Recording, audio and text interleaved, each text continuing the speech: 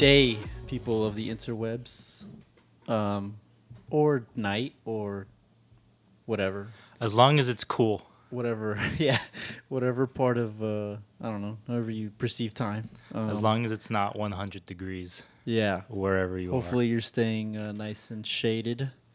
I am not. I've decided that golfing in the middle of the day is the best time to do it. So yeah, I don't know if I've left the house yeah. in like the last week. There's definitely days where I've sat in the house for 15 hours straight and been like, I should just go check the mail. Yeah. Just something to be outside. I will purposely be like, all right, I'm going to Target. I don't need anything from Target. I just need to be somewhere not home. No, I go to Target. I just buy vitamin D pills and then I just stay inside all day. Yeah, it's a rough. It's been a rough couple of weeks, especially because May was so nice around here. Oh yeah. May was like 90s and stormy at times and cool. Now it's just. We're meteorologists now. Yeah, this is now a meteorology podcast. Hopefully this one picks up more than talking about movies and television. We are here somewhat in the middle of the year, a little past the middle of the year, to give a states of the industry, if you will. You like that title? Came up with it just like 5 minutes ago. Just talking about really just the state of the year, more or less, how we've kind of feel about the year. There's been some good movies so far. There's going to be a lot of great movies later in the year, though. Oh, yeah. We were just looking at the lists. Exciting stuff. But just to start off, your thoughts on 2023 as of now. Right now. Not looking ahead. Just as of June 28th, which is when we're recording this. Pretty quiet year. I feel like last year, very early on, there were a lot of movies that really blew me away. Not just me personally, but really caught like the cultural zeitgeist. You had the Batman, you had Everything Everywhere, you had Top Gun. This year, it feels like there's just Across the Spider-Verse. Yeah. And while a lot of the movies that we've seen earlier in this year were good, they haven't had the same, cultural oomph that I feel like we got last year in the first half. There also haven't been a lot of movies, at least for me, that have like snuck up on me. Because, Everything Everywhere was the one that I was like, whoa, what is this? I see. And, obviously you can't say that about Top Gun, considering that was the movie I was most excited to see of all time. That's true. But I just feel like there just hasn't been anything that's just come out of nowhere and been like, everybody needs to go see this movie right now. It's going to be the greatest movie of all time. Yeah. Maybe you could say Barbie, but I feel like we've been talking about Barbie since like we saw Ryan Gosling dressed up as Ken like a year and a half ago. So I don't know. I feel like the expectations that I had about how I would feel about a film going into it was matched after seeing the film for everything that's come out this year. Everything I went in thinking, I'm probably going to enjoy this, I ended up enjoying it. Everything that I went in thinking, I'm probably not going to like this that much, I didn't really like it that much. And the only exception was Spider-Verse, where I went in thinking, I'm going to like this, and I left thinking, this was better than I thought it would be. and that's it. It exceeded your expectations. It exceeded my expectations a lot. Yeah. Yeah, I would agree. But out of all the films that we have seen this year, what has so far been, what's the highlight and what has been the weakest one you've seen so far? So the ones we've seen together? Just that came out this year. Oh. Yeah. Probably Spider-Verse is at the top. I can't think of it. Let me go look at our YouTube, see what we've done. So far we have reviewed Super Mario. We did the D&D movie. Right. Creed, John Wick, and Across the Spider-Verse. So we got 5 to choose from. Yeah, I would say Spider-Verse. I think that's the one that I was the most looking forward to. I like Spider-Man as a character. I have some comics that my grandpa gave me that have been passed on to me that I've read through and I've enjoyed.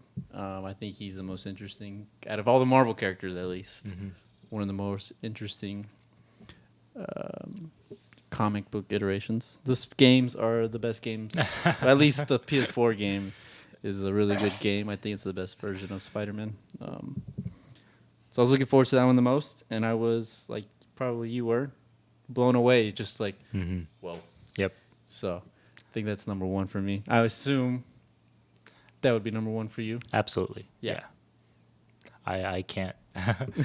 That Spider-Verse is this year's Everything Everywhere All at Once for me. Absolutely my favorite so far. So far. In terms of the film that you felt has been the weakest so far that you've seen, my answer, I am not including the Mario Brothers movie. I feel like that would be a cheap answer, just because it's a kids film, Kids animation. and I feel like compared to a lot of other things, I would honestly probably have to go with John Wick 4. I was gonna say the same thing. It felt like a very lackluster send off for the revamped action hero that became Keanu Reeves. Yeah. And it's just like, It almost feels like I don't think it was a lackluster send off. My issues with the movie really has to do with length and the story in it, because all the other John Wick movies are a villain pisses him off and he fights 1 million people before he kills the villain. yeah. And for the like end of his story to be the exact same thing we saw 3 other times before, it's like, well, I thought there would be a bigger Got a little tiresome. yeah.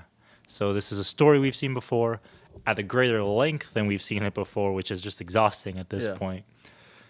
As much as I loved the amazing choreography, the amazing action directing, I could get those out of the first film anyway. And they do it to the billionth degree. Yeah, they do it every opportunity that they can in this film. Yeah. It almost felt, that movie felt more like a assembly line movie versus like the first one felt genuine art house quality action film that you were like, there's passion and love here. And then the last one, it's just like, John Wick 4 feels like John Wick fan fiction.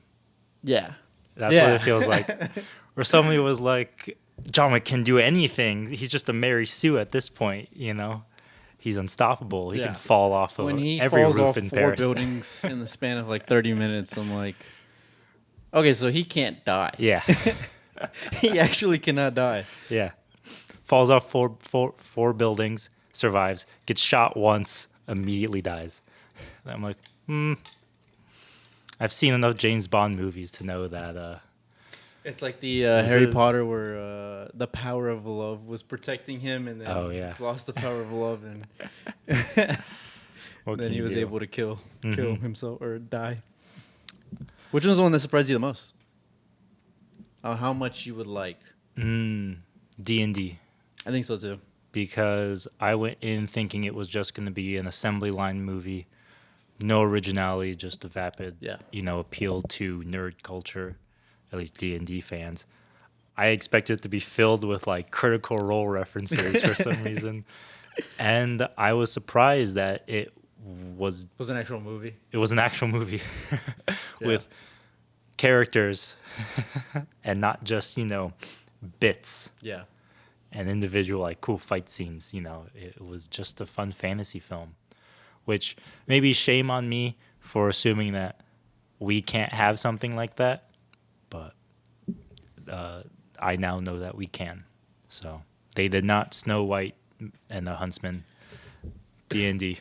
I think the D&D movie, and also to a degree The Last of Us, the series, which also came out this year, taught me that I don't necessarily mind unoriginal movie making, as far as like story structure and whatever. Like, originality, dude, it's dead. I've learned that doesn't bother me, obviously, because 2022, my favorite movie was Top Gun. It was a 30-year-old sequel to Top Gun. And it was the same movie. Yeah, more or less. But I think I've just learned to grow fondness of authentic movie making, which is I see. I think where I'm starting to have problems with the Marvels and the DCs and the Netflixes, where it's like this just feels procedurally generated at this point, and not like an artist making something or someone showing appreciation and love for something. Yeah, especially in those two instances. I guess really three if you're throwing Top Gun in there too. You're not just talking about like an original idea that might have, tropes and a plot that you've seen before. You're talking about people just respecting the source material and trying to get out of it what people got the first time. And to a certain extent, you don't really get that in the Marvel or DC movies too often, which is where that idea of just, a love of the game really comes in at that point. Because even something like Avatar, now that all the BTS is starting to come out, the second Avatar at least. Yeah. I remember we were both like, is this, this is a okay movie, it's whatever. But then you go and you watch and you research how they did things. I remember we were like, are they actually underwater? Mm-hmm. We didn't know. We had no idea. I saw it. They were actually underwater. And I was watching James Cameron explain like the 4 or 5 steps that they went through to try and mimic water. Mm-hmm. And then they were just like, shit, we just have to put them in water. So then they had to go and spend all this time and money to like build a tank and like the way then they ran into the problems with the lighting and like the lighting wasn't working enough to like reflect off of the little balls that they wear around them. And there's just levels to that level of filmmaking where I was like, I mean, this movie's probably an A now. The level of dedication that man went to just so we could be like, yo, there's hair follicles on that blue man. That's crazy. It's absurd to me. And now that it's been released on streaming, I've heard that they have done a second pass on the visual effects. They just retouched for streaming. Yep. So that's impressive. It's that's James Cameron. This is the guy where when Titanic came out, Neil deGrasse Tyson was like, "Hey, the stars in the sky aren't accurate for that hemisphere at night," and James Cameron went back and had the visual effects team retouched the stars in the background of the shot just because one guy was like, "Hey, by the way." Yeah. It's like I've always appreciated the James Cameron approach to filmmaking. He just skill issued the entire rest of the industry. Because even like Michael Bay, I watched the new Transformers. I haven't seen that one. Not the same. No, not the same at all. It is. And I know everybody gives... You mean just like the visual effects? Just the level of craftsmanship into the movie itself. Mm-hmm. Whether it's the pacing, the characters, the actual narrative, whatever narrative there is in. Mm-hmm.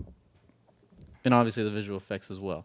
Because, like, I was watching this, I was like, I feel like I'm watching a video game. Like, I'm not watching... Yeah. I feel like the 2007 Transformers is way more in-depth than this one. And it's like that, and that's when I was like, all right, where are the authentic filmmakers? I don't need I don't necessarily care. I mean, I do care for originality, obviously, but it's like, where is, the people who care about the work of art that they're putting out and putting their name onto? Like Michael Bay, say whatever you want about the directing style, his style of movies. At the very least, they're entertaining, and you can tell he has a passion for 80% of the movies that he does his style. Yeah. He's not just copping out to what a studio wants. Studios are using him to make more money. They're basically leeching off of the fact that he just knows what he wants to do, and he does it very well. Does it very efficiently as well. Yeah. And that's what keeps directors getting paid. Keeps them employed. Yeah. Yeah. Yeah, I was very very disappointed with the new Transformers. Not that I had high hopes for it, but understandable. Which I guess could segue into, is anything you've watched outside of the podcast that you want to discuss, good or bad? Yes. Things that did not necessarily come out this year. So I'm going to very quickly Google a film to see if it did come out this year, actually. Because I think it came out last year. All right. So it came out last year. So I saw a handful of movies. Some good, some okay. One I have a bit to say. So of the films that I watched that I thoroughly enjoyed, I started this year with watching The Departed. Great movie. Good one. First time watching it? No. Okay. But it holds I up. rewatched it. Yeah. Holds up to just like everything, just. And it's one of those movies too where like you can never tell where it's gonna go. I know we've talked about it before because we were talking about Leonardo DiCaprio and his acting in that movie. But the entire storyline of the film, you have no idea what way it's gonna play out. Talk about a original plot structure where it's so dependent on an individual character's reaction to something that there's almost not even like an act structure. It's just this event happens and these characters react this way. It's a cat and mouse story, but there's like 5 cats and 17 mouses. Yeah.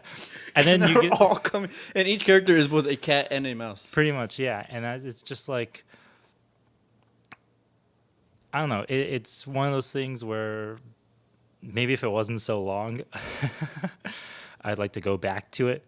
But yeah, that is just a good Martin Scorsese movie right there, folks. Probably the best acting we've ever gotten out of like most people for the leads. Yeah. As whatever paycheck Mark Wahlberg got for that, he is still spending to this day, I bet. So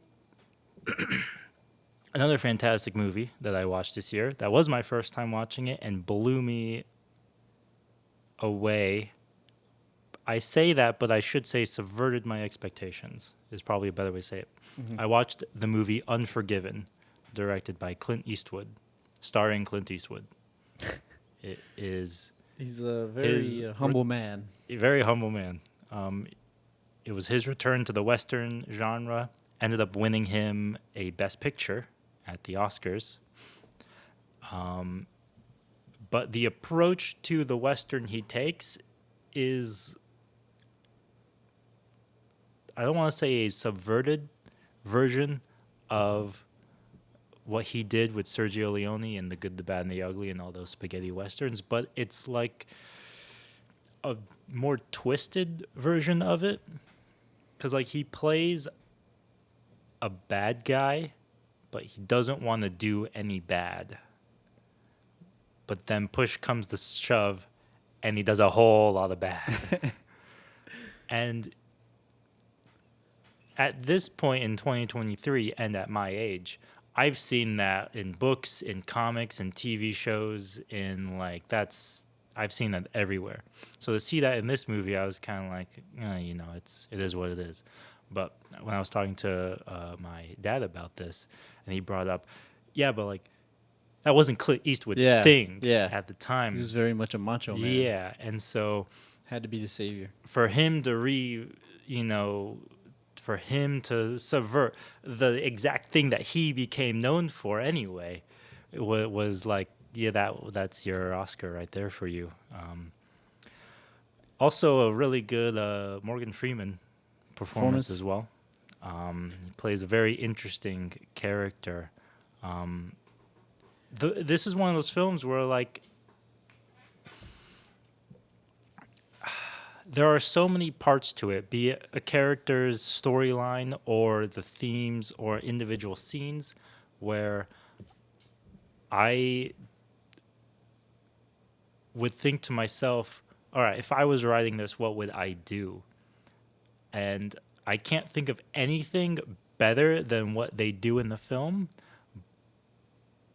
but I'm so like put off and thrown off by what they do in the film that I'm like, I wouldn't think that this would be a Western. Like, if you just told me the storyline, I would be like, this is just like a normal Coen Brothers movie or something like that. Like, I wouldn't think that this would be like a Wild West movie.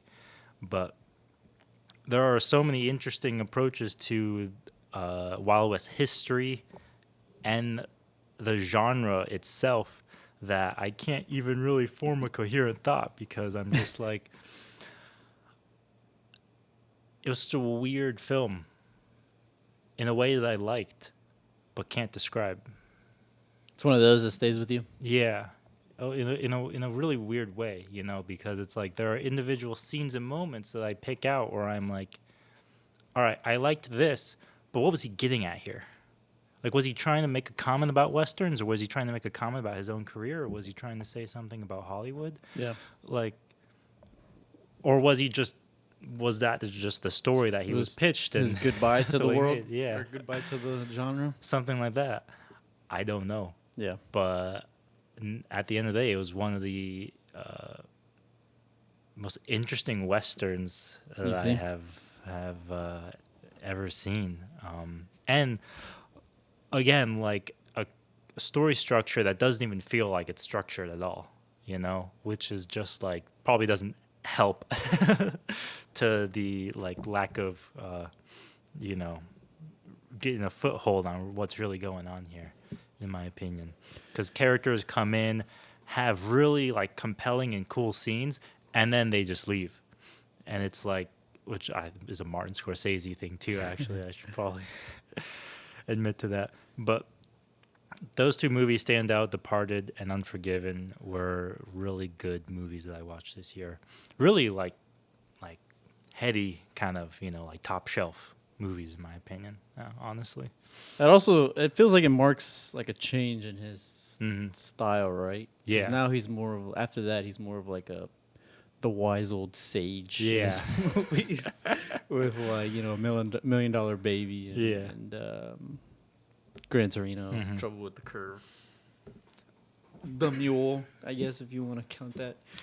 I don't know. I haven't seen that one. But then he starts doing more directing as well. Mm-hmm. He's a good director, I think. But he just makes really, really out of pocket movies. Do you think he'll be in my known opinion. more for his acting or his directing? Honestly, I think that might depend on who you ask. Yeah. I definitely think that people older than us are going to think of him better as actor, and I think people our age or maybe even younger than us will just know him for like American Sniper. Directing. Yeah, most likely. Sully. That's what I think. So those were two good movies that I watched this year. Have you seen anything that struck you? Good movies? Oh man, I've seen a lot. I've been unemployed for 2 months, guys. So bear with me here. I've seen a couple. Movies.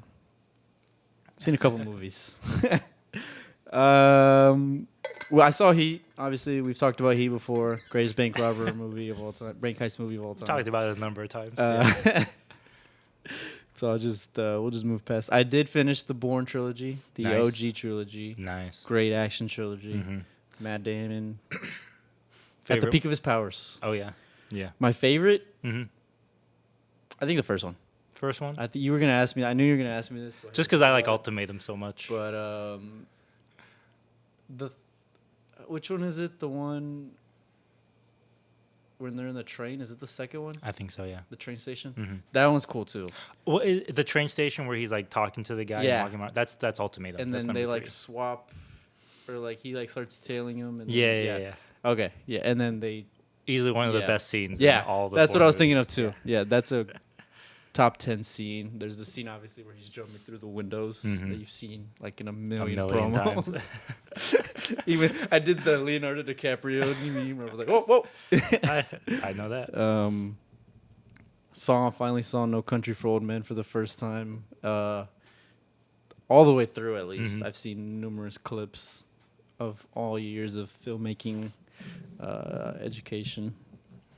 Did it hold up to the hype that you had heard about it? It was. We talked about it during our revisit of Right. our. You saw it before then, I believe, right?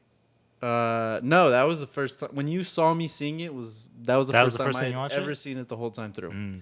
Sorry if I ever spoiled it at any point. No, Before. nobody ever spoiled it. That's why I was like, that's just it. That's how it ends. Because the last probably like 45 minutes. Yeah. Whenever the spoiler, they're at the hotel Mm-hmm. the first time. That's like the farthest I had ever known. So when I saw that scene, I was like, there's like another hour to go. What the hell? I thought this was just kind of it. I was like, what else could they do? And then it ends the way it ends, and I'm like, what? So you got to go to YouTube and find Wisecrack and Yeah. see whatever they got to say. I literally about went on IMDb and I was like, hold on, did I have the right version? It's like, what is going on here? But yes, it That's did live up to the interesting. hype. It wasn't Mhm. what I expected, but that's a good thing because I Mhm. was just expecting like a not old, but like a just a Climactic fight scene. western Yeah. like shoot 'em up, like bang bang bang. They're just fighting each other all up and down the Mm-hmm. Rio Grande Valley, but it Yeah. was so much more than that. So much more profound Mm-hmm. that I was. The ending with not Kurt Russell, Jeff Bridges. Is it Jeff? No, Tommy Lee Jones. Tommy Lee Jones. Thank you. They all look the same to me. He's sitting there giving his monologue, and I'm like, Can we rewind a bit? this is art. Go back. This is so good. But yeah, so I saw that for the first time. That was great. I saw Chef, a Jean Favreau movie. Interesting. I saw it slightly. I've seen it on TikTok a lot, so I was just like, you know what? I'm gonna watch it. I watched it. It's a classic, like Redbox, $1.50, just rent it for the weekend Yeah. kind of movie. Can you believe he went from that to Marvel? Did that transition it was seem apparent to you? Yeah, it was. It was actually the other way around. It went like. Yeah, I don't know how. And then he went back to Star Wars. And I'm like, John, what are you doing? What are you Start doing? Yeah. making more original movies, please. He just knows everyone. Yeah, That's it. Yeah, I think that's it. It's just really what Scarlett it is. Johansson just gets some connections. It's,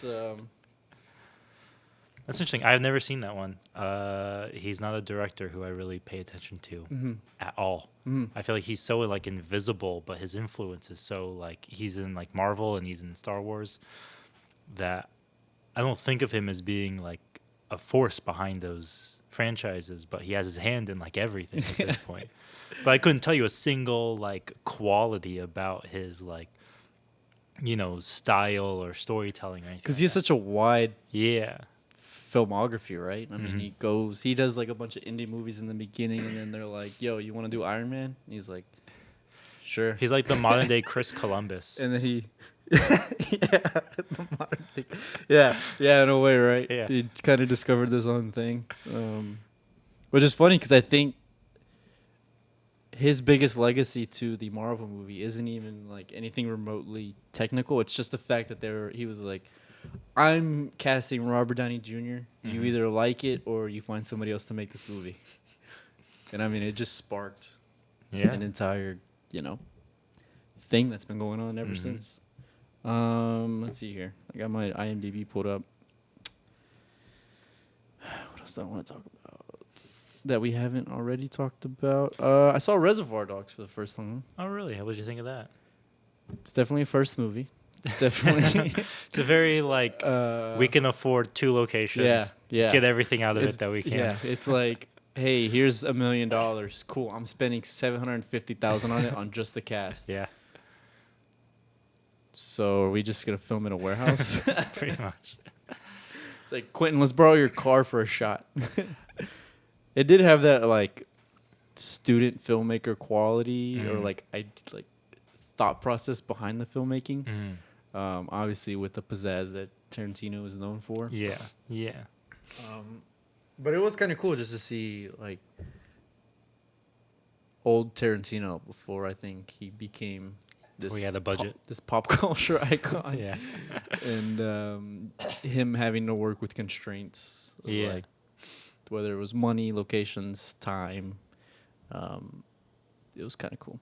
Easily my favorite Steve Buscemi movie. He's worked with I a think lot so. of great directors, but I think what he I does think in so as Reservoir well. Dogs is great, in my opinion. All right, what were some of the movies you watched this year that might have left a negative impression on you? Not necessarily negative. I guess that's too strong. What were your meh, or at least your disappointments? I watched Argo. Argo. We were talking about this when we I saw have me not- watching it. I won't spoil anything. I have not. Well, I know how it ends. It's historical. I But know. I have not seen it. Ooh, my apologies. I just know. I know some opinions on it. Other people have. It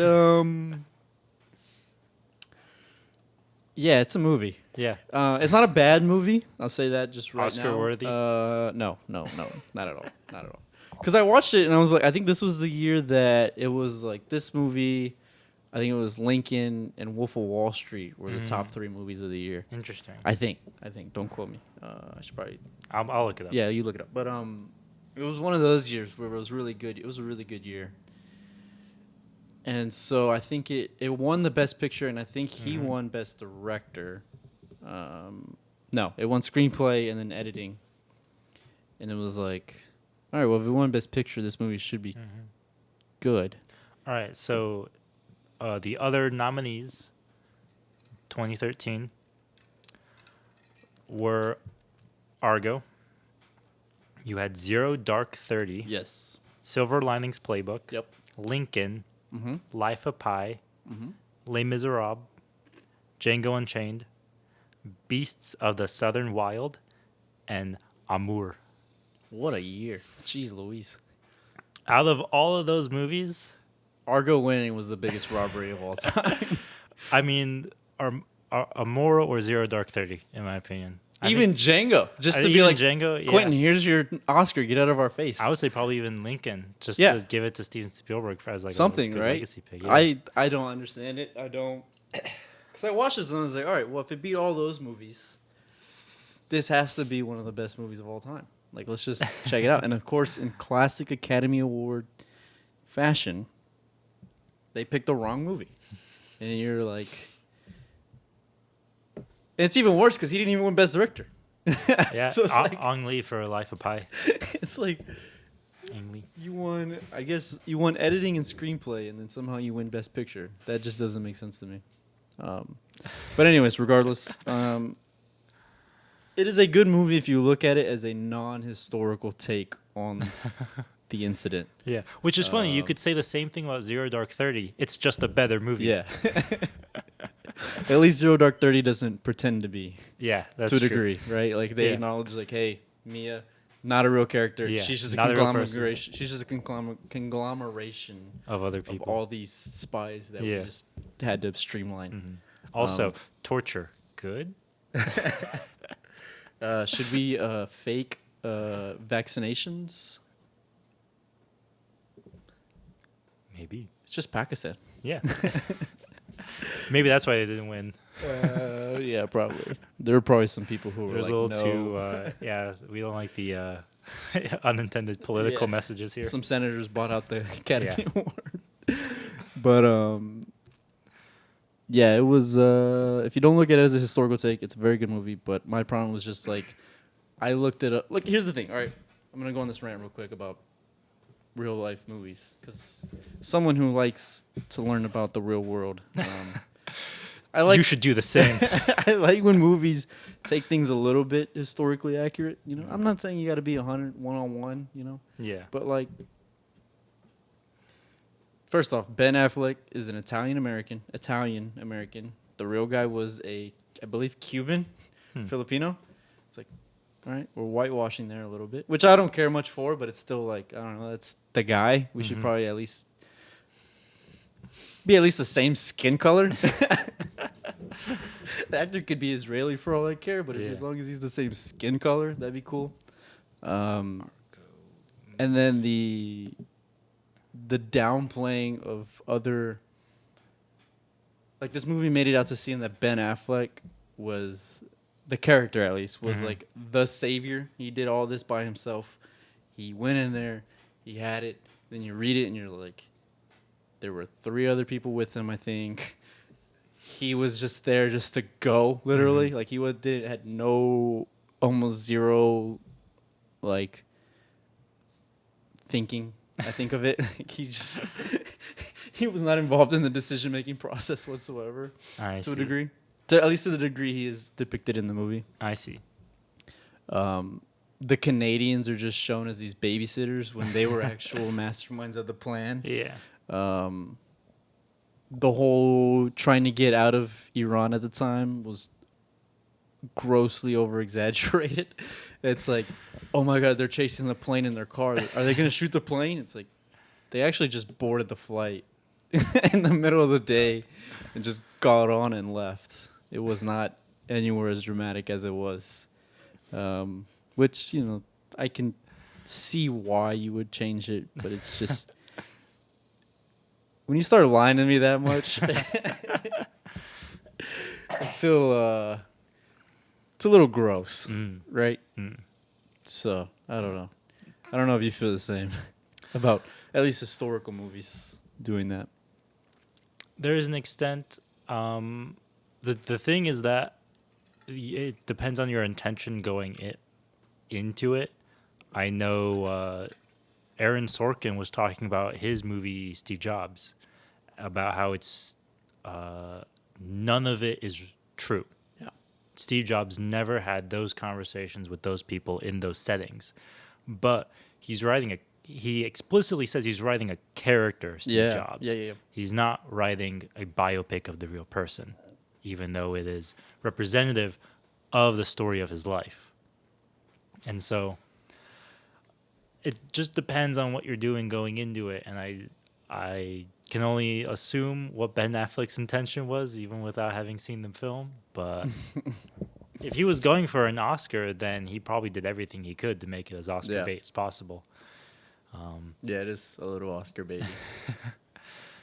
But I mean, Lincoln also won, and that was like a 3-hour long, All I'm saying is that one was the best president, one of the best directors of all times, at least in that generation, best actor of all time. Yeah. One of the best playwrights. It was written by Tony Kushner as well, who was like one of the most well-respected playwrights. If anything, that's like the most Oscar bait. Yeah. It was just like, no. They're like, this is too Oscar bait for us. Maybe we got to go with this other one. We got to subvert expectations, I guess. I don't understand it. But what can you do? That's why nobody takes the Academy serious anymore. Speaking of taking things seriously, the one film I watched this year that I really wanted to, mostly for the joke, was Zack Snyder's version of Justice League. Because it's on HBO Max. Yeah. Interestingly enough, when I first started watching it, I thought it was really interesting that it was in black and white. The whole movie? Oh, I didn't know that. Well, I learned that there's actually two versions of the movie. Oh, okay. There is a black and white version of it, and then there is a color version. Oh, they tried to pull a Logan? I just accidentally started watching the black and white version. Oh, okay. I was like, because I've seen TikToks where it's full color. Yeah, it's in color. Okay. I watched it in color. That's funny. It is 4 hours long. Yeah, that's There stupid. is no intermission, but it was on streaming anyway. Just pause it. I literally paused it, took a nap, and then woke up and finished watching it. It's a wise move. So the movie was shown in a 4:3 aspect ratio to preserve Zack Snyder's original vision. Jesus They Christ. say that right at the beginning of the film.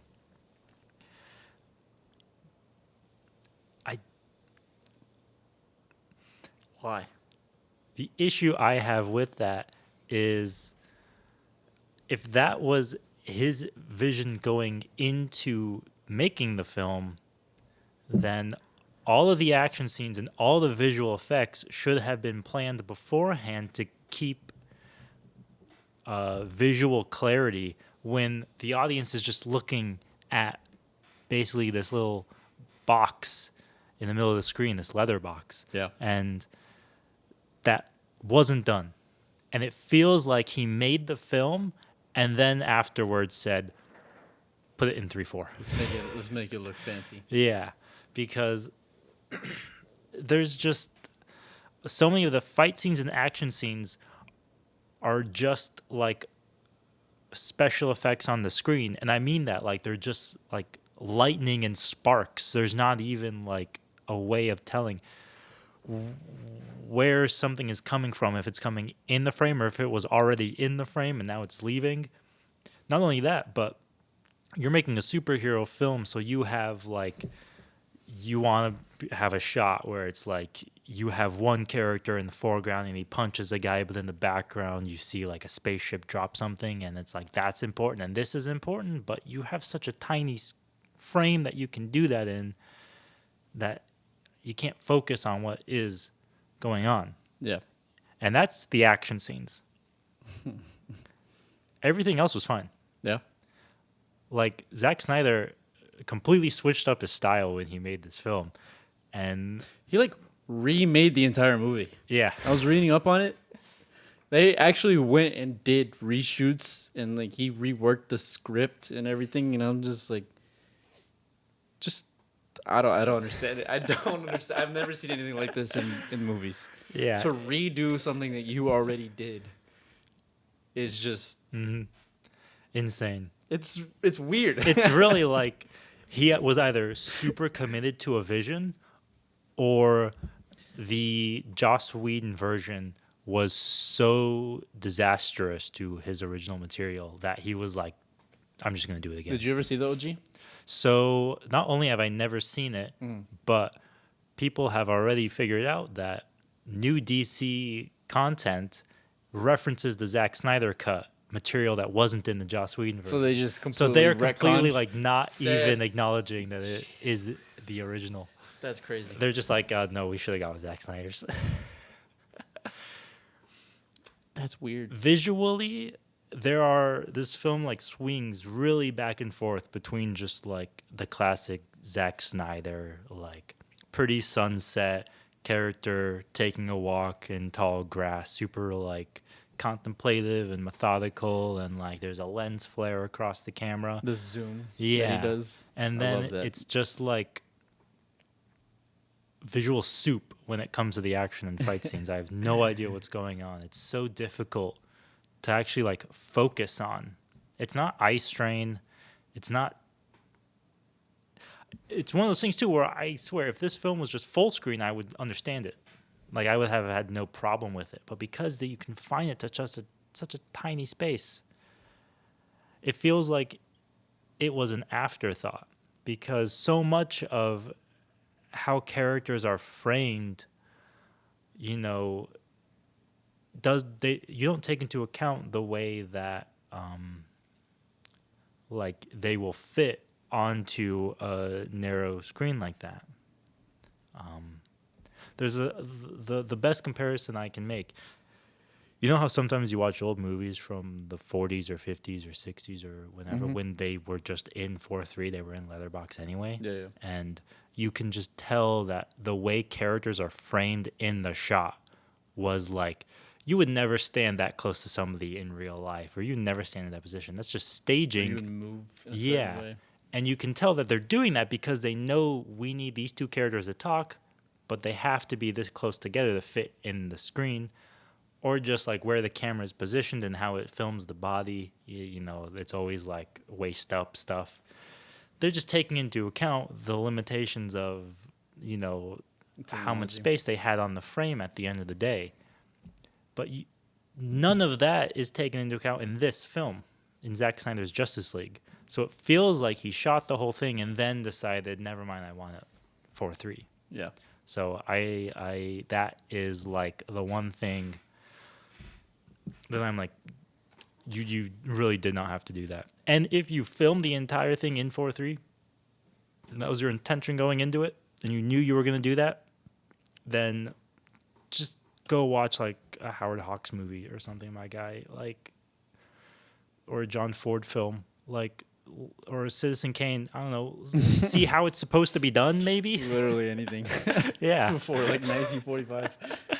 Like, come on, my guy. You have Warner Brothers' entire archive at your availability, and you can't even bother to look at like what good 4:3 is supposed to look like. Do you think he did that just because he wanted a actual physical difference between his Justice League and the OG Justice League? I don't know if he was that petty or pissed off to do that, Yeah. because he could have just made it in black and white anyway if he Yeah. wanted that. Which the black and white goes- version is still in He goes, 4:3. you know what? I'm so mad. I'm just gonna put ZS in the timestamp in the middle of There's my. a watermark across the entire frame, just Getty images across the corner.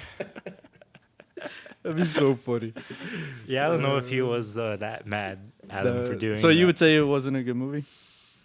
Not worth the 4 hours. No, not at all. And the thing too is that I was so focused on just paying attention to the action going on that I didn't pick up anything about characters. I don't know if I heard a line of dialogue. Nothing sticks with me that I remember. I also should admit that at this point, like all the Ezra Miller stuff had come out about what they did, So you're and so already, I was like anytime the Flash showed up, I just checked out. So you're not. I'm assuming you're not gonna watch. You're not gonna watch the new Flash. No. Fair enough. But that's the one film that I was like, oh, we should. I would always joke like, hey guys, let's watch this. I want to watch this. Let's watch this. I finally did, and I'm glad I did. Didn't they change the big bad? The big bad, the Yeah. villain. From Is it still Steppenwolf? so Steppenwolf is the big bad. Okay. Darkseid or Darkseid, I've heard it pronounced both ways. He's like set up to be the Thanos, Okay. He makes an appearance. Yeah. Oh, okay. but Because I remember he doesn't do anything Hearing in- about that he shows up. Okay.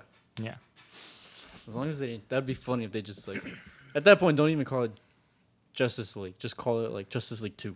yeah. If you're just gonna change the whole. I don't know. I feel like Oh, another thing about the film too, all the characters have like emotional climactic moments basically at the same time, towards the end, and they're given so much attention that by the time you come out of those really emotional moments, you're like, oh yeah, I forgot that we were fighting these guys. Actually, sorry about that. Cyborg was my favorite character though. I liked him the most too. Oh, also,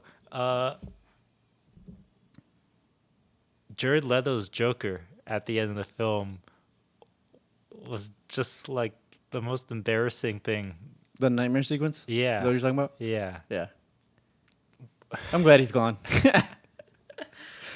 Jared Leto needs to be gone from Hollywood. I don't have anything to say about that. I remember watching it and just being like, this either, like, this probably is what, like, got him kicked out of the role. Like, this is probably why he's not Joker anymore. I don't know, man. It was just, I don't like, understand why people think he's a good it was director. so bad. Zack Snyder, I don't Director. think is bad. But Zack Snyder's not bad. He just needs the right he content. has the right material. Yeah. Mm-hmm. Yeah. He can do well. Because Man of Steel, we both like Man of Steel a lot. Man of Steel, I was thinking about 300 earlier today. Great 300 is a movie. very good adaptation. Mhm. I've talked about The comic Guardians of Gahul as Yeah, a great yeah. animated I movie. like Dawn of the Dead, probably my favorite Mm. zombie movie. If he has the right material, I think he does well. Yeah. But yeah, It's just a weird. He's just, in a weird conundrum where he makes a good movie every like 7 years. It's like, it's just why every can't you just other make a good movie? Like, I don't know, every time. Come on, man, what are you doing? I have that conversation with my friend Brendan where we watch a movie and be like, why can't movies just be like this? Like, why do they have to be bad? Why can't they just be good? Because bad movies make money too. That's why. Yeah, true. That is why. Anything else?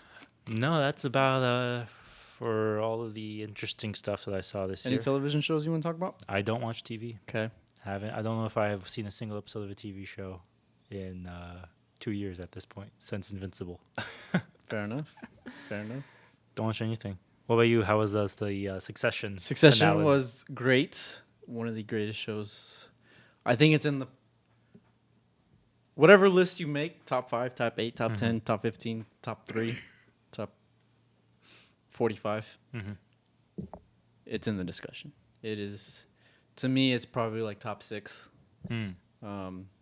It's like hanging out on the bottom of Mount Rushmore, kind of. But I would put it in that group of like The Sopranos, Mm. Breaking Bad, Mm-hmm. that like pantheon How many level. seasons Game of was Thrones first 4 seasons of Game of Thrones. It's 4. Okay. I implore everybody who's at least somewhat interested to watch it. It's a very good. It's a classic in the day and age of TV shows having some weird kink to them. They feel a little like run of the mill. I would implore everybody to watch this show because it is a classic HBO show where it's a writer creator who cares about the material. It is a arena that is an interesting arena that not everybody understands. So when they start speaking jargon, you're like, I'm gonna look that up, and then you look it up. It's got great acting, great writing, memorable dialogue, memorable scenes, and it doesn't overstay its welcome. It starts where you would expect a TV show to start, and it ends right where you think it should end. That's good. Impressive what they were able. I was a little worried because there's some stuff that happens in the beginning of season 4. Won't spoil it for anybody, but I was like, where are we going with this? And then it gets to where it gets to, and you're like, that makes sense. So that's nice. It's good that it's a good show. It's good for HBO that they can still pull that off. Yeah. We'll see if they can do that with The Idol. I feel like for every Euphoria or Idol, there's a Succession or so. Yeah, it's kind of funny because I'm seeing people be like, "Well, what is HBO gonna do now? The Succession's over." I'm like, find something that's just new. what That's they better. do. Ever since the '90s, when Sopranos first premiered, it's just literally has just been like, we have one flagship program, we have maybe like 2 or 3 that get people talking, and then we have a lot of weird side projects, and it's just that's our motto. And we do that for 6 years. Yeah, and then we just recycle everything. So I have no HBO itself. I have no worries. I'm sure there'll be a great show coming out in 2 years. Yeah, Warner Brothers as a whole. It's a just different discussion. I think for a different day. That's funny. But yeah, so I watched that. I've watched Yellowstone. I have started watching Yellowstone. Caught up to it. It is a soap opera for middle-aged men, and I like what middle-aged men like. And, so I'm on my way to be one. I enjoy that show a lot. It gets a little weird. There's some classic Taylor Sheridan writing where you're like, that's funny.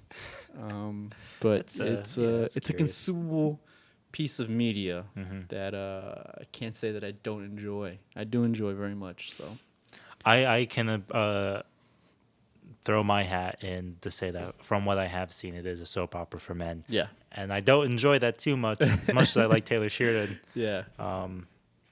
But nevertheless, you get what you. The show doesn't lie to you. He's an interesting guy. He definitely writes for.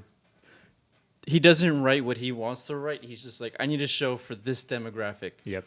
Boom. And he has like 17 different projects going on at one time. So he just knows. He's makes like a word writer. Cloud in his office, and he just knows exactly what to say to pull it out. It's very funny. Very funny show. The Last of Us was a show that came out. Good show. Good show. Not a great show. I feel like at the beginning, the first handful of episodes really lived up to fans' expectations. And it just had a pacing problem. Yeah. This is not a spoiler because the game. Well, it's a semi-spoiler. I won't spoil. Okay, I won't spoil. But there are definitely scenes that happen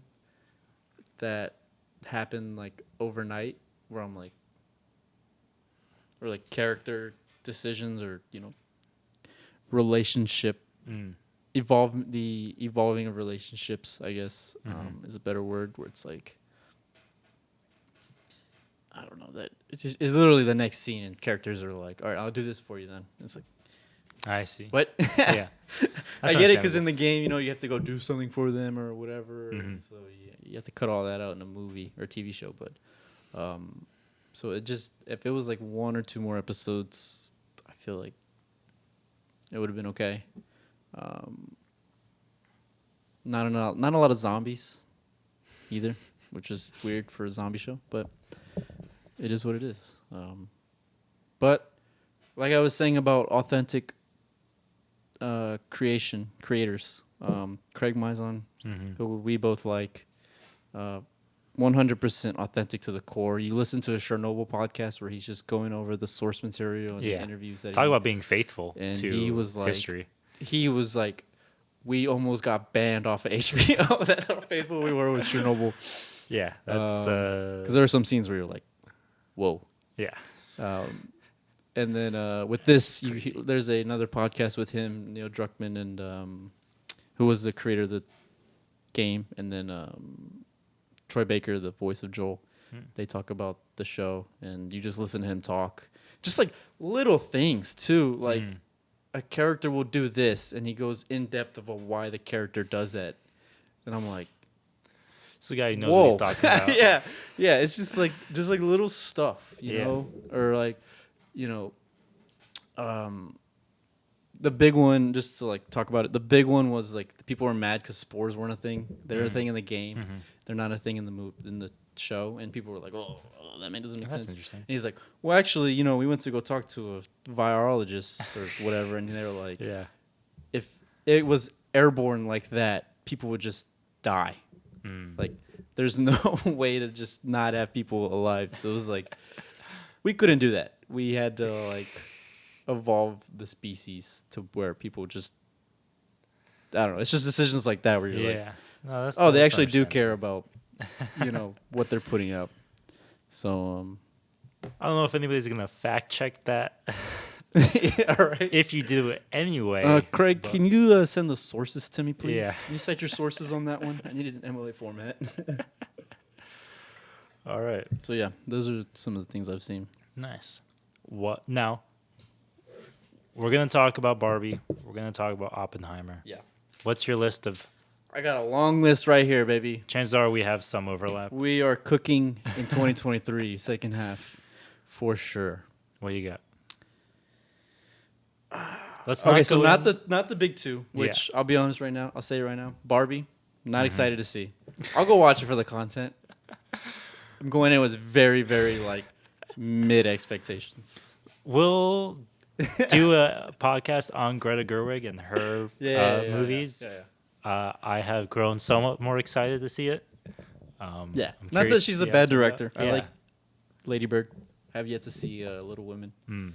So, but anyways, getting into the movie that are coming out. The one I'm excited for the most is Killers of the Flower Moon. Been talking about it ever since I read the book. Great book, great movie. That trailer dropped, and I was just like, Martin has blessed us once again with his presence in the box office. It's getting a theater release. It is getting a theater release. I thought it was just gonna be another. He's going for that Oscar. He's All still. He has one. He wants two He wants before two. he hangs it up. Understandable. All right. So I thought it was gonna be a Netflix release this whole time. it's Apple, but yeah, they're putting it. Apple does that a lot. They'll put stuff in theaters. That's understandable. So I'm very excited, very happy. I have not seen the trailer yet, but I am also excited for that movie. Your hype has Gone up gone exponentially. up, Yeah. and so I have also gotten more excited to see it. I also just like Leonardo DiCaprio is getting to that point where he's becoming an old man of Hollywood. Yeah. And so I'm like, all right, is he going to be in his De Niro, Pacino phase at this point now? I'm curious to see how he... It's funny because the first shot of him is him like squinching his eyes. And the top comment, I think it was on Instagram or YouTube, was like, shit, when you know De Niro squinching his eyes, this is about to be a banger. So, That's funny. yeah, I'm pretty excited. Also has De Niro in it. Mm-hmm. So it'll be cool to see like the triumvirate, if you will, of classic Hollywood. Scorsese, yeah. Classic Hollywood. All right. So, Following yeah, that, let's just go back and forth. What's back yours? and forth. Your next one. Next one. This was a movie that I just heard of today. I actually did not know that this was going to be a thing. Came across a tweet of this, and that was Ridley Scott's Napoleon. Yes. With Walking Phoenix? Yes. Now, Interested. I love Gladiator. It's like one of my favorite movies, unironically. Joaquin Phoenix is terrible in it. But I am very curious. He's gonna redeem see himself. If he can redeem himself. He's an on and again, off again actor for me. He has good movies, he has bad ones. I would agree. So the tweet that I saw specifically said, that it was it's like it had a run time. It was like, oh, it's a 3-hour run time, starring Joaquin Phoenix. And somebody said, what's interesting about Ridley Scott is when you see a headline like this about his film, you don't know whether it's going to be a masterpiece or complete garbage. But there's very little degradation between those. I feel like since 2006, right? It's been like ever since Black Hawk Down. It's been like, what Ridley Scott are we gonna get? Yeah, pretty much. And I don't know. I think he does historical stuff very, very well, in my opinion. And it's Napoleon. It's like a white whale of Hollywood films. He's such an interesting historical figure. It is. I'm surprised I'm sure there has been movies or like. I'm surprised I haven't heard of it because Napoleonic France type movies. The attempt to, it feels like, because there are movies that like take place during, like there's been a Levin War. There was a British Levin War film, and then there was like Les Miserables, which is not actually close to the Napoleonic era whatsoever. But I feel like when Stanley Kubrick died, unable to make his Napoleon film, the rest of the film industry from then on was like, all right, we just won't do Napoleon movies. It's a sign of respect. Yeah. Yeah. There have been attempts. I thought this it was... man actually died trying to make it. We should just chill. Well, people have since made unadapted Stanley Kubrick films. Yeah. Steven Spielberg did AI, which was a Stanley Kubrick film that he never got to make. And so I know that there was an attempt to make Stanley Kubrick's Napoleon. I think the script leaked or something. I thought it was an HBO show that they were going to turn it into. Something like that. Yeah. So I'm curious to see whether this is just like a complete one-off from Ridley Scott or whether this is an attempt to actually kind of capture whatever magic Stanley Kubrick had locked up in his last film. Yeah, very excited. But I just heard of this movie today, so I don't even know if there's a trailer for it or not. There is a picture of Joaquin Phoenix on a horse. Yeah. Holding a saber. Classic Napoleon. That's all I know. Classic Napoleon pose. Yeah, that's a good one. I didn't even think about that one. But I do remember hearing about it and being like, oh, that's interesting. I'm not excited, I'll say, but I am intrigued. Yeah. Just because it's Napoleon, it's Ridley Scott. And, at the very least, Ridley Scott will show a level of passion for his movies. He at least so has much that so going. as he'll call out people on Twitter for not watching his movies. So At least he's passionate about yeah, something. yeah. No, there's far worse things to be passionate about than movie making. All right, what do you got next? What are you excited for? Dune 2. Dune 2. Yeah. I think that's the one. I rewatched it I think a couple months ago. And Did it hold I read up? the second book. Nice. Looking for the third used because I'm not going to pay $18. Barnes & Noble, you're smoking crack if you think I'm going to pay that much for a book. So Dune Part 2 is just Part 2 of Book 1, right? The movie. Yes. Correct. Okay. There's an Onion article, which I think you would enjoy, that says Dune Part 2 finishes where everybody fell asleep in Dune Part 1. I think I've seen that one too. Yeah. And I was like, okay, I like Dune, but that's a good one. That is fair. For everybody that didn't like Dune, I would say watch Part 2 because it is far more, I would say, more eventful than Part 1. Because Part 1, and that's just the book too, is Yeah. just Pretty much 150 pages of exposition. The first 150 pages are just exposition. So, and the first 3 hours of the 3-hour-long Dune movie are those first 100 pages. yeah. So, bear with it. It is Denis Villeneuve back again. Our good boy, our good man. I think he's gonna get the Return of the King treatment, where people are like, "You did the unthinkable. Here are all the accolades you could ever want." What if he pulls a Dune 3 at the end He's of it? talked about spinning off the sequel books into TV shows, Okay. which would be What if he's lying? very cool. What if he's lying? He just makes his own and saga. he just does a Dune 3. I would not be opposed. Yeah. The second Dune book is great. Is it? It's really good. Really Nice. good read. Really good read. Really nice and easy too. It's like 300 pages. You don't like 800-page long books about I sand? mean, I do, but not when it takes me 3 years to read. Yeah, understandable. So, yeah, it was. It's a very good book. I enjoyed it. It's a worthy sequel. Deals more with the politics of Dune, but anyways, Okay. that's it. Nice. So I'm very excited for Dune 2. The last film that I have written down that I think is a crossover one for us is the Teenage Mutant Ninja Turtle movie, Yes, which I also have that one. my excitement for only grew after seeing Spider-Verse, because that animation style I think is fantastic. It seems like it's taking an approach similar to the Puss in Boots movie, which is also fantastic if you just like looking at good animation. So that one I am also excited for, because I never grew up with Teenage Mutant Ninja Turtles. Like, I had toys for them, but I never watched the show, never read the comics. And so this is like almost purely just I like this animation style. I want it to be the future of animation. I will support any movie that even looks like it was animated this way. That's just where I'm totally coming from.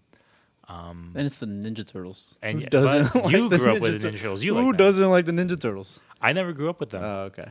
I grew up with them. I did not. So you probably have more childhood nostalgia over this than I do. Yeah, I've seen a lot of Ninja Turtle shows and movies in my life. Understandable. So it's like the Power Rangers to me. They're like the Power Rangers. Nice. I'll watch anything with Ninja Turtles or Power Rangers. But that one I'm excited for because I just want to see what the animation looks like. Yeah. I am so excited for that. And I know I didn't say that I had another one added to my list, but I actually just remembered one, which was... Well, I'll let you go, and then I'll add this last one to my list. Okay. Yeah.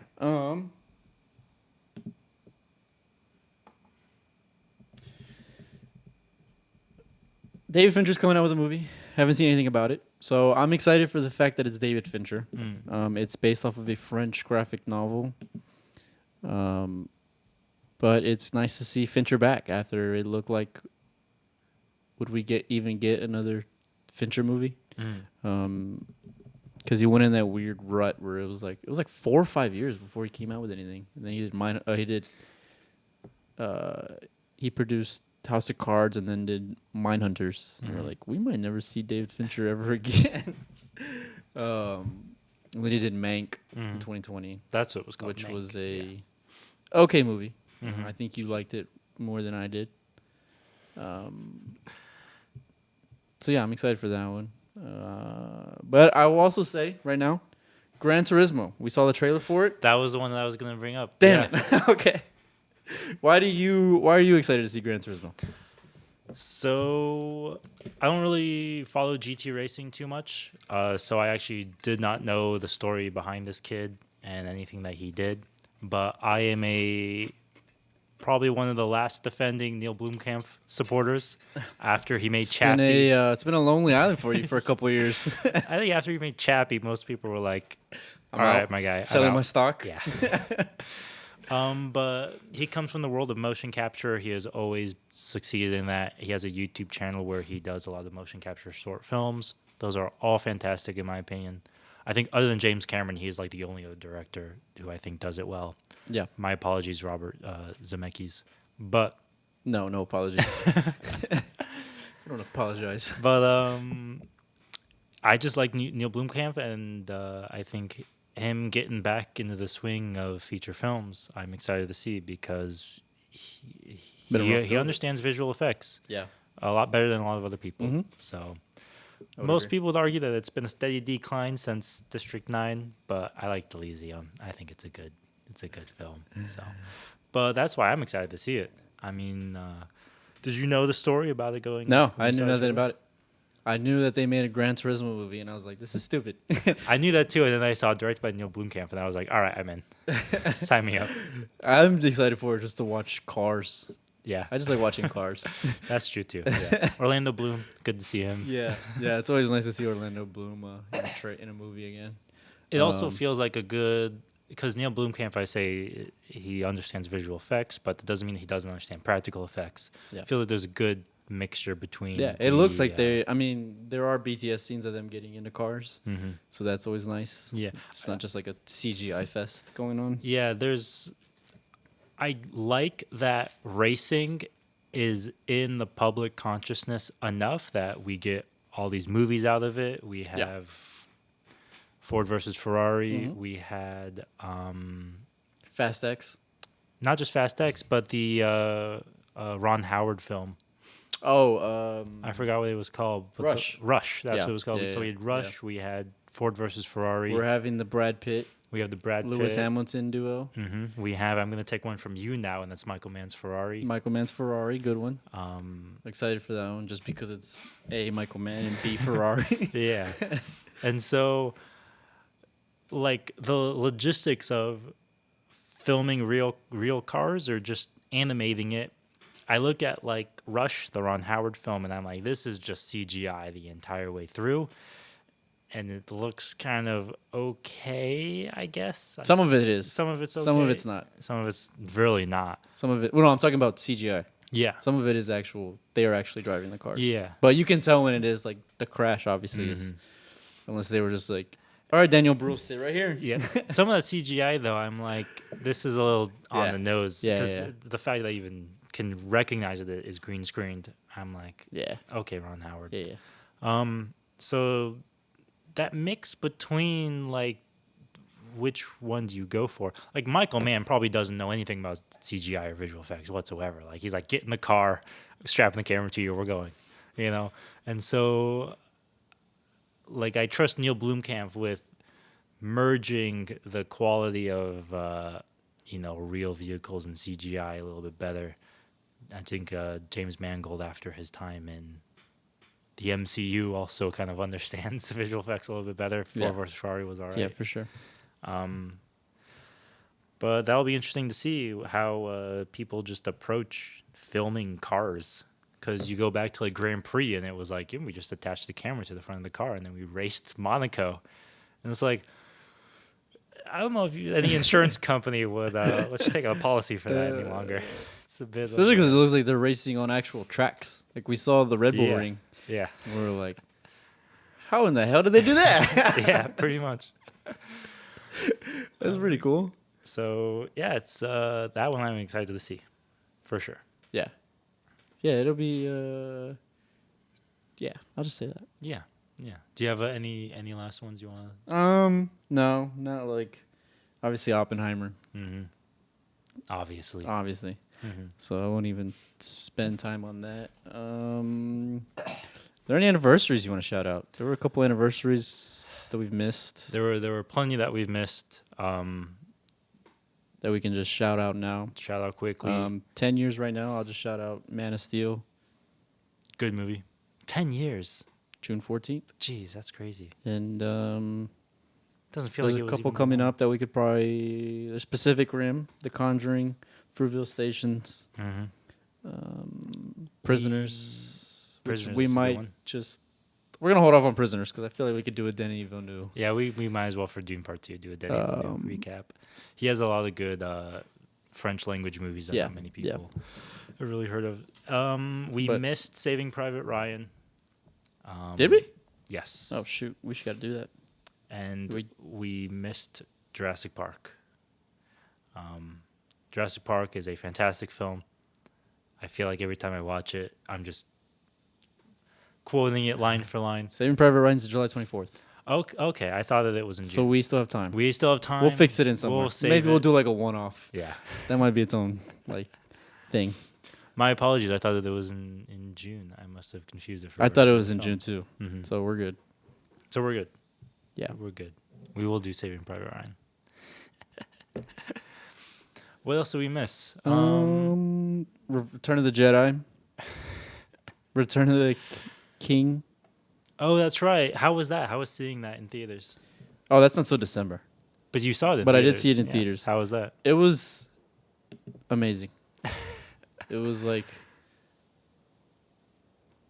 I told you, it's not my favorite one by any means, just because there's a lot of slow-paced Yeah. movement that I just drives me up a wall because I know it's there to artificially, pad out everything. Oh, the Um, ending. There's also the ending that I hate, It and was then like- I was in the theaters with a full bladder, and I'm like, I hate this even more. Yeah.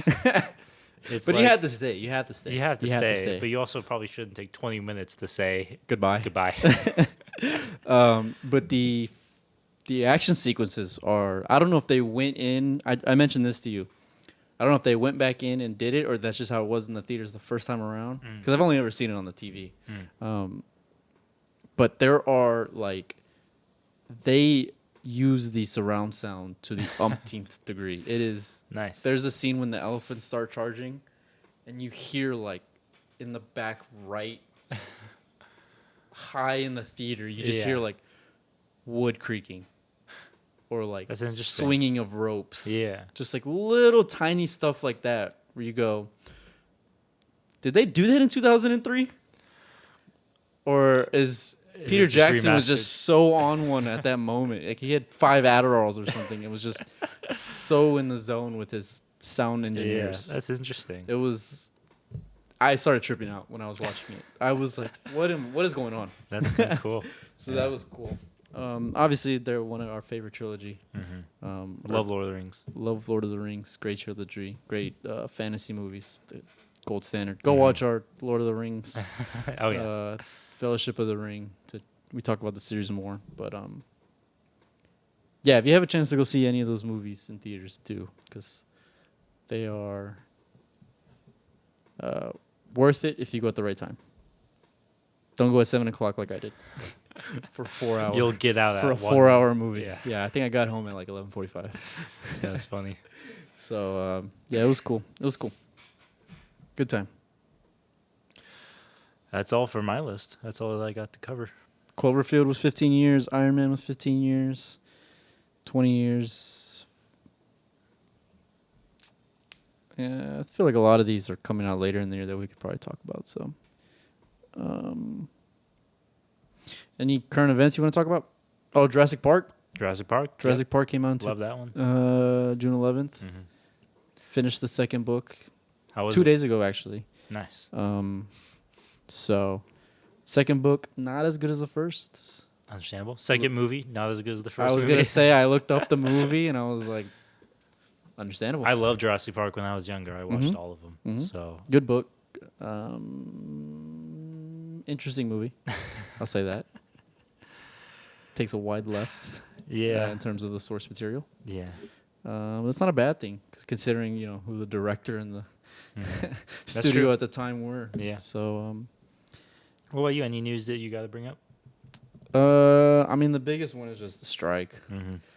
The SAG is threatening to strike as of, I believe they go on strike July 1st, so it'll be the day after if no deal's reached. The DGA just reached a deal. WGA is still fighting the good fight. Mm-hmm. I just have one thing to say. This is for the people online Say your piece. who are, when the DGA struck their deal and everybody threw at least online. Mm. I don't know about in real life. I don't know. I think we care a little too much. You think so? I think we care a little too much, at least the people online. I was seeing things like, congratulations to the Guild of Bootlickers and stuff like that. And I'm like, why do you guys care? Different groups, like different jobs, want Yeah. different things out of them. 100%. It's just like, why do you care? Yeah. That's the way I look at it. Obviously the writers, go get your money. Mhm. You guys are entitled to that compensation. Go do your thing. Yeah, get AI out of there. Yeah, That's the other thing, too. That's a Residual big thing. streaming, residuals, all that good stuff. But I don't know, man. I just feel like at least the third party people, the people outside of the bubble, just it doesn't affect you. And that's what's so interesting, seeing a lot of the dialogue and discourse online, which is really why I don't really pay attention to a lot of it, is because so much of it is people who see, you're in a position where it's your job getting affected. Yeah. They're in a position where it's just their entertainment getting affected. And so it's like what they want the writers and actors and directors to do doesn't align with what they're really trying to get done. Because at the end of the day, the audience just wants material in front of them. They don't want to watch The Idol anymore, you know? So, Yeah. like... Nobody wants to watch The Weeknd. Terrible actor. Nobody wants to watch Sam Levinson. Terrible actor. So that's why I don't really like pay attention to a lot of what I see people say, because it's like, especially if you're just like on Reddit, Yeah. it's like you people are just hoping to get something to watch again, you know? And it's like, it's understandable, but like this is employment we're talking about. This is people's jobs. This isn't just like, you know, creativity is not at stake here. And that line too, when you disagree, like, or not necessarily disagree, but you bring up a counterfactual, and you're like, "Oh well, you know, this is what's happening." You know, like a big one I'm seeing is like, "Oh, a lot of people, a lot of below the line people are suffering right now because there's no work because the writers aren't going to work, so people aren't going to work." And you know, somebody will mention that online, and you're like, they just start attacking that person. I'm like, why do you are a like hospitality agent at Southwest Airlines. Why do you care? It does not affect you at any degree whatsoever. Cool. Euphoria's going to come out a year later. Yeah. Are you going to watch it when it comes out at that point? Like, probably not. So, I don't know. I feel like I don't know. I feel like it's just cool It's to understandable. be like, I want to have I want to talk about this. Yeah. When you don't have a say necessarily in the fight. Yeah. I don't know. That's just me though. No, it's understandable. Anybody would feel that way if they were talking about something that like you have personal experience with and they don't, and yet they still are trying to tell you how it is. Yeah. You know, and it's like, well, why don't you actually just like listen to what the people whose jobs are being affected have to say? Yeah. Maybe. Yeah. Instead of just inventing your own narrative. I don't like the teachers thing when teachers go on strike and people were like, "Oh, well, you guys are just babysitters." It's like, actually not. Yeah. Actually, that's your job as their parents. Actually, not. Yeah. Educators are way underpaid, but it's just like stuff like that where I'm just like, you guys care too much. Just let the people who are affected fight the fight. Yeah. And it's funny because, yeah, I don't know. Anyways, the basic thing that you have to do is just support them. yeah. We're not asking you to argue for them. We're just asking you to support. Say, hey, we support you. Yeah. If somebody doesn't, whatever, you know. And I mean, I support them obviously, but it's just, you know. Mm-hmm. But it was funny seeing the DGA get trashed. It's like, first off, the Directors Guild is a like misleading name. Mm-hmm. It's UPMs, it's ADs. Sometimes I think like key PAs can get credit in being part of the guild, depending on stuff like that. I don't know. I'm not in that guild. I'm not in any union really. So you know, like Tarantino is 1 in a million in terms of guys who are affected by the deals. Yeah. Yeah.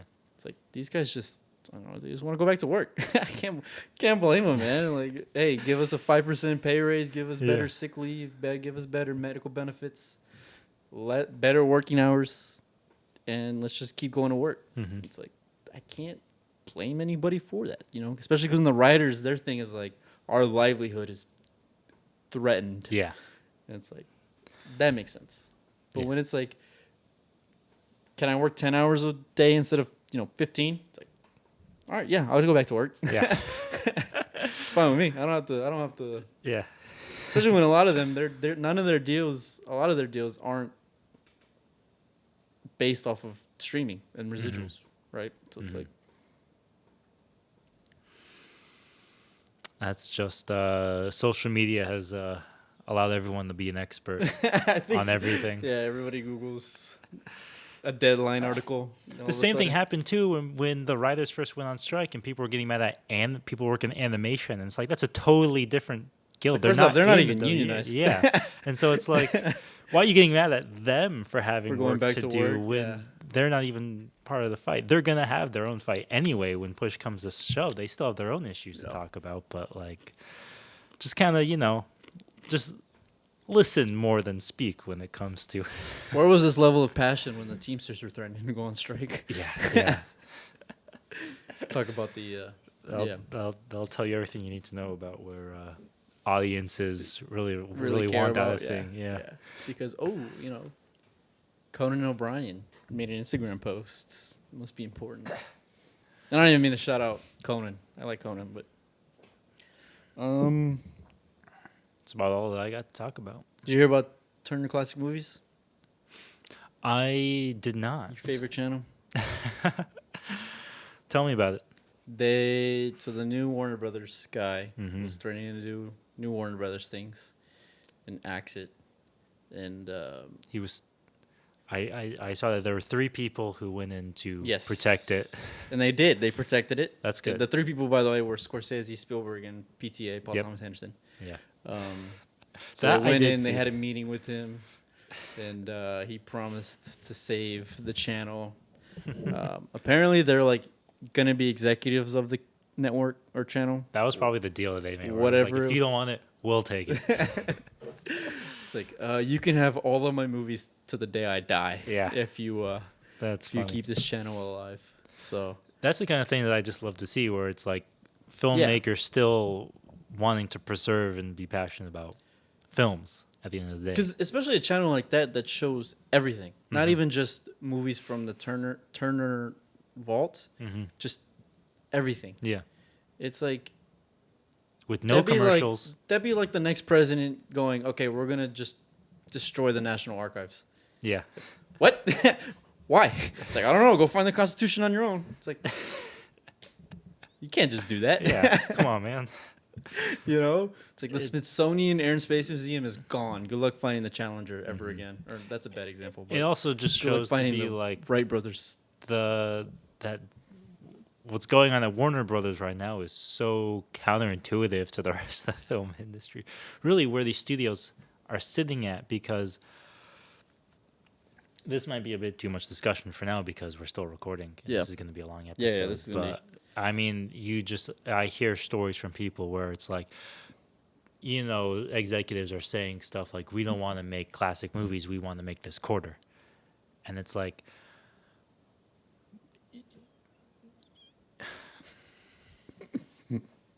understandable from a business perspective, but the business you're in revolves around making good movies to begin with, my guy. Yeah. Jurassic Park was a mistake. Jaws was a mistake. Yeah. Blockbusters were a mistake. Whatever. It's funny though because you go and look back pre-Jaws and everything. Like you go and look at the highest grossing movies of all time up until that point, and it's all the classics. Yeah. It's like Chinatown, Godfather, Mm-hmm. Singing in the Rain, not Singing, Gone with the Wind. It's like Mm-hmm. all those movies were just number ones at the box office for years and years, or for months and months and months, weeks and weeks and weeks. Mm-hmm. Pre-Jaws, it's literally like flavor of the month. Yeah.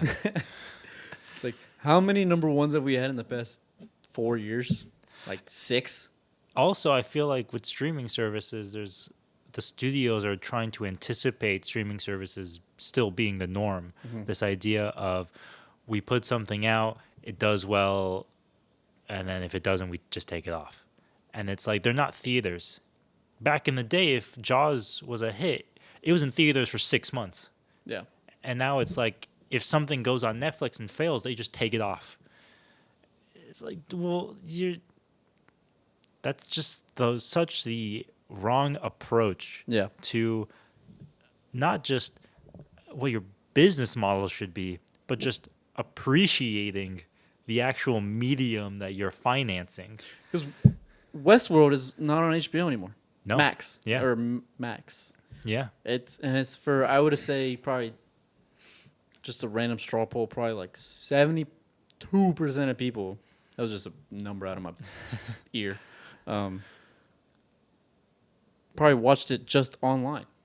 Like, they don't have the physical. Actually, if we're just talking, do they have physical or not? I would say that's like 90%. Yeah. So for 90% of people, they just don't have means to access Westworld anymore. I mean, it's like, every movie that I talked about, I watched on Max. Departed, yeah, Unforgiven, Zack Snyder's it's Justice crazy League. to me that you would just be like, we're not, especially when it doesn't even take up physical space. Yeah. Like, I understand there's an electricity cost behind Yeah. it, but I don't think your budget I would issue understand should not boil putting down it. to your I would electricity understand not bill. putting it on the front page and marketing it. That's whatever. Yeah. But it's like, you don't. Like, how are you just gonna? I don't know. That's crazy to me. It's Removing stuff from streaming is the weirdest. Warner Brothers is Yeah. wild to me. And it's funny because, I always had family who were like, oh, why do you collect all the... Because, I have all those DVDs right there. And they're Yeah. always like, why do you collect physical? And I'm like... Because in 20 years, when our, Yeah. TV started breaking down because we got hit by a solar flare or whatever, like... Yeah. Where's I'm just looking at my discs to where's be able to watch. Y3K? Yeah.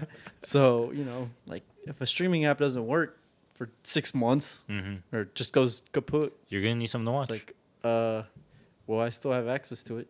So, I don't know. I would be curious to see, and this is just pure speculation, but in the same way that at one point in time, the Nook and the Kindle were the future of reading. Yeah. And now physical books have had such a They made it massive back. They made upswing. it come back. I wonder if because of these stupid decisions we're seeing out of these streaming companies, physical copies of movies is going to come back into an upstream I as could see people it. start to I could hoard see it.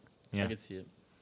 So, I mean, I just like to look at them, honestly. because I feel like to an extent, even if COVID completely ruined the theater industry, I don't think the home theater industry is entirely dependent on streaming. Yeah. I still think that physical copies is always going to be more reliable. And I don't own many movies. My collection is far smaller than yours because my policy for the longest time was, if Netflix removes this, I'm gonna go buy it. Yeah. And that's the only reason why I'm gonna go buy it. It's fair. But now, if I don't know what they were gonna take off, if you're just gonna do it like throwing darts at a wall, then there's no reason not to start a collection. So yeah, I think that is totally It's just weird. the. It's a weird. We live in weird times in the movie world. We don't. Warner Brothers. Yeah, I guess I should put that caveat. It was just hopefully they sell in the next 3 years to somebody who actually cares about the brand. Because Warner is, I would say, the prestige studio Yeah. of Hollywood. Probably them and Fox. It's, out of the big six, probably either I think it's the second or third oldest one. So it's been there since the beginning. Yeah.